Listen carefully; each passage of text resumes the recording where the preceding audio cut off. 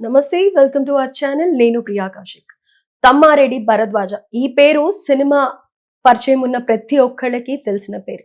దర్శకుడిగా, నిర్మాతగా, ముఖ్యంగా తెలుగు సినిమా ఇండస్ట్రీలో ఎలాంటి ఇన్సిడెంట్ జరిగినా ముందుగా స్పందించే వ్యక్తి తమ్మారెడ్డి భరద్వాజ్ గారు. ప్రస్తుతం ఆయనతో పాటు ఉన్నాం. ప్రస్తుతం జరుగుతున్న సినిమాలో కానీ లేకపోతే ఇతర విషయాల గురించి కానీ కొన్నిటి గురించి సార్తో మాట్లాడి డిస్కస్ చేద్దాం. నమస్తే సార్. సార్ ఎలా ఉన్నారు? అయితే మీరు కూడా ఒక సందర్భంలో అన్నారు, అల్లు అర్జున్ ఒక్కడి వల్ల సినిమా పరిశ్రమ అంతా ఇబ్బంది పడాల్సి వచ్చింది అని అన్నారు. దాని అంతరార్థం ఏంటి అసలు? అంటే ఒక్కడి వల్లని కాదు. ఇప్పుడు ప్రాబ్లం ఏంటంటే ఫుల్గా మీరు స్టేట్మెంట్ చూస్తే ఉంటుంది. అందరూ ఎప్పటికప్పుడు ఒకళ్ళు అవుతున్నారు. ఇక్కడ ఇన్సిడెంట్ ఒకళ్ళు అంటే ఇన్సిడెంట్, ఇక్కడ ఇన్సిడెంట్ అది. ఆ ఇన్సిడెంట్ వల్ల అతను కోసమని ఇప్పుడు అల్టిమేట్గా దిల్ రాజు గారు దానికి వెళ్ళలేదన్నారుగా. ఇప్పుడు అందరూ వెళ్ళింది మన లెక్కలో అందుకు.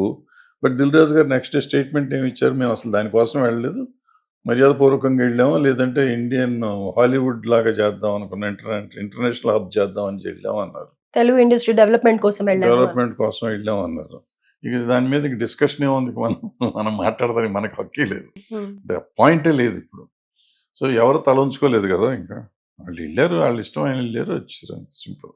అంటే అక్కడ వచ్చిన టాక్ ఏంటంటే అల్లు అర్జున్ ఇష్యూ రోజు రోజుకి పెద్దగా అవుతోంది కాబట్టి రేవంత్ రెడ్డిని కలిసి కొంతమంది కాంప్రమైజ్ చేయటానికి వెళ్ళారు అని అనేసి అంటున్నారు. అండ్ ఇదే విషయం అక్కడ డిస్కషనే జరగలేదు కదా, అది దాని మీద డిస్కషనే జరగలేదు. నేను విన్నంత వరకు, నాకు తెలిసినంత వరకు లోపలైతే ఆ ఇష్యూ డిస్కస్ చేయలేదు వాళ్ళు ఎవరు.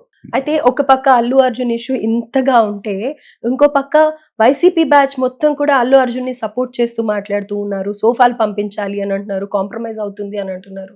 అంటే అల్లు అర్జున్ ఒకప్పుడు సిద్ధార్థ్ రెడ్డిని సపోర్ట్ చేసినందుకు ఇంకా అల్లు అర్జున్ వాళ్ళ వైపే ఉండి కూడా ఇవన్నీ జరుగుతున్నాయా, అందుకే చిరంజీవి ఫ్యామిలీని పట్టించుకోవట్లేదా అన్న క్వశ్చన్స్ కూడా వస్తూ ఉన్నాయి. దీనికి మీరు ఏం చెప్తారు? దీనికి సంబంధం లేదు. ఇప్పుడు సిద్ధార్థ్ రెడ్డిని సపోర్ట్ చేశారు, లేకపోతే వాళ్ళు ఎవరికో వైసీపీ కోసం వెళ్ళొచ్చాడు ఆయన.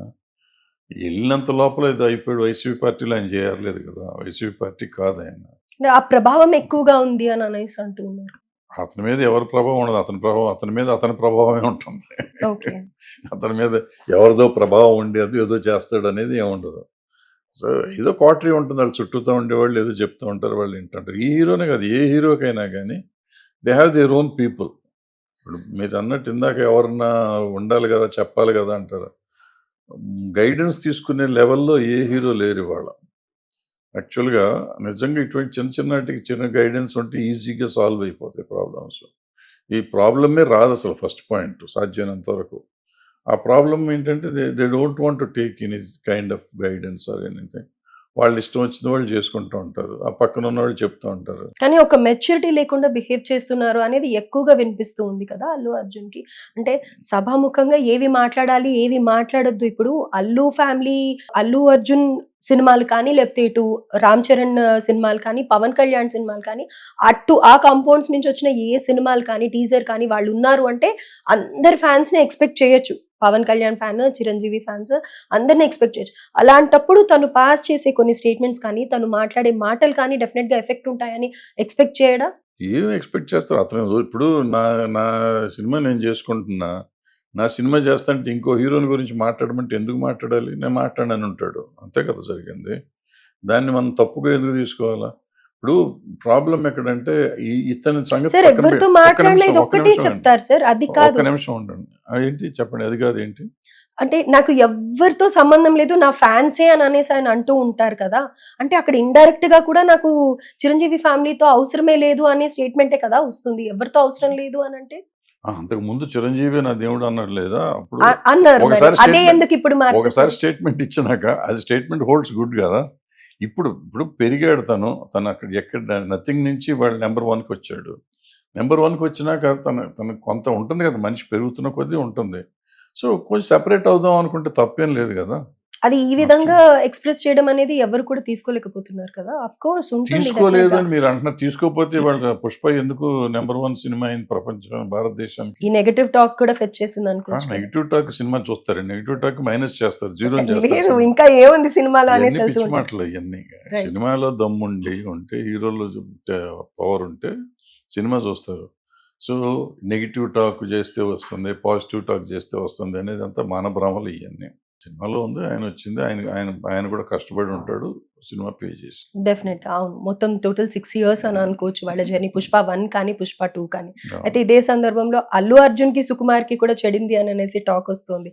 అంటే అంత క్లోజ్‌గా ఉండి అసలు స్టేజ్ మీద అల్లు అర్జున్ నేను ఇలా ఉన్నాను అంటే నువ్వే అని చెప్పుకున్న అల్లు అర్జున్‌కి, సుకుమార్‌కి నిజంగానే చెడిందని అంటారా? మనకెక్కడ తెలుస్తుంది, నాకు తెలిసినంతవరకు చెడు ఏం లేదు, బాగానే ఉన్నారు. టీవీలో అయితే బాగానే కనపడ్డారు. ఓకే. తర్వాత సంగతి నాకు తెలియదు. సార్ మీరు డెప్త్‌గా చెప్పట్లేదు సార్ నాకెందుకో ఇక్కడ. డెప్త్‌గా ఇప్పుడు మనకు తెలియని విషయం, నేను ఇక్కడి నుంచి బయటికెళ్ళను. నేను ఆళ్ళని కలవను కూడా కలవలేదు.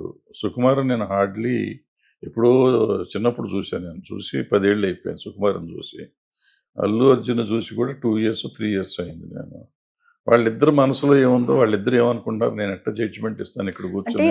'పుష్ప సీ 1' నేనిక్కడ చాలా మంది చెప్తా ఉంటారు, అసలు ఇళ్లల్లో జరిగింది కూడా చూసినట్టు చెప్తారు. చెప్తూ నేనది ఉంటారు. చెప్పలేను అవును. నేను. నేను చూసిందో తెలిసిందో చెప్తాను. అట్‌లీస్ట్ విన్నదన్నా చెప్తాను. రైట్. అవును. ఇప్పుడు నాకు తెలిస్తే నేను కావాలంటే అరవింద్ గారికి ఫోన్ చేసి ఉండొచ్చు, లేకపోతే అర్జున్‌కే నేను ఫోన్ చేసి మాట్లాడి ఇట్ట కాదా ఇట్ట అనొచ్చు. అంటే నాకు ఇప్పుడు ఇంటర్ఫియర్ అవ్వటం నాకు పెద్ద ఇంట్రెస్ట్ లేదు. బట్ ఇన్ జనరల్‌గా నేను చెప్పిందేంటంటే, ఆ రోజు బాధ్యులు తల్లిదండ్రులు కూడా బాధ్యులన్న ఆ రోజు. నేను నేను ఇచ్చిన స్టేట్మెంట్‌లో తల్లిదండ్రులు బాధ్యులు, థియేటరోళ్ళు బాధ్యులు, ఫ్యాన్స్ బాధ్యులు, దెన్ అల్లు అర్జున్ కూడా బాధ్యుడన్నా. అయితే ఏం చేశారు, అల్లు అర్జున్ బాధ్యుడిని చేసి మొత్తం హైలైట్ చేశారు దాన్ని. అంటే కక్షపూరితంగా చేస్తున్నారు రేవంత్ రెడ్డి గవర్నమెంట్ అనేది కూడా వినిపిస్తుంది సార్. అంటే పబ్లిక్‌లో ఎప్పుడూ లేని విధంగా పోలీసులే ప్రెస్ ముందరికి రావడం, ప్రెస్ మీట్‌లు పెట్టడం, అల్లు అర్జున్ ఒక్కవైపు ఇప్పుడు మీరన్న స్టేట్మెంట్ కూడా బయట పబ్లిక్‌లో కూడా ఇదే ఉంది. అంటే అది అనుకోకుండా ఇంతకు ముందు సందర్భాలలో కూడా జరిగి ఉండొచ్చు. ఇప్పుడు అల్లు అర్జున్‌దే తప్పై ఉండొచ్చు. కానీ రేవంత్ రెడ్డి గవర్నమెంట్ మొత్తం ఇదంతా కూడా మెయిన్‌గా అల్లు అర్జున్ వల్లనే జరిగింది అని పబ్లిక్‌లో ఎందుకని అంతగా రుద్దాలి అని చూస్తున్నారు అనేది అర్థం కావట్లేదు. కేవలం చీఫ్ మినిస్టర్ పేరు మర్చిపోవడమే తప్ప రీసెంట్‌గా జరిగిన హైందవ సభల్లో కూడా యాంకర్ ఆదిత్య మర్చిపోయాడు అనేది కూడా ఒక మంత్రి వచ్చి మాట్లాడుతూ ఉన్నారు. నిజంగా ఇలాంటి చిన్న వాటికి కూడా అంత కక్షపూరితంగా వ్యవహరించాలని అంటారు. ఇది వ్యవహరిస్తారు అని మనం అనుకుంటున్నాం తప్ప వాళ్ళు అనుకున్నారో లేదో మనకు తెలియదు కదా. హ్మ్. ఇప్పుడు రేవంత్ రెడ్డి గారు అనుకున్నాడని మనం ఏమన్నా కన్ఫర్మ్డ్‌గా చెప్పగలమా? మన కన్ఫర్మేషన్ ఏం లేదు. మనం ఊహించుతున్నాం మనం. అన్నీ ఊహాతీతమైనవి చేసి, ఇప్పుడు దీన్ని ఒక ఇష్యూ చేసుకొని మనం డిస్కస్ చేస్తానికి పాయింట్ అవుతాను తప్ప, ఏమవుతుంది? ఇప్పుడు యాక్చువల్‌గా నిజంగా జరిగింది అనుకుందాం కొంచెంసేపు. ఇప్పుడు మనబోటోళ్ళం కూర్చుంటే ఇట్లాంటిది తప్పు అని మనం దాన్ని ఖండించి, ఇది కాదు ఇలా చేయాలి, ఇలా చేయాలని చెప్పగలగాలి. అంతే తప్ప దాన్ని మనం పెంచుకుంటా పోయి, వాళ్ళిద్దరి మధ్య గ్యాప్ ఇవ్వాలి. ఇండస్ట్రీకి ఇతను అవసరం. స్టేట్‌కి ఆయన అవసరం. ముఖ్యమంత్రి కాబట్టి ఆయన స్టేట్‌కి అవసరం.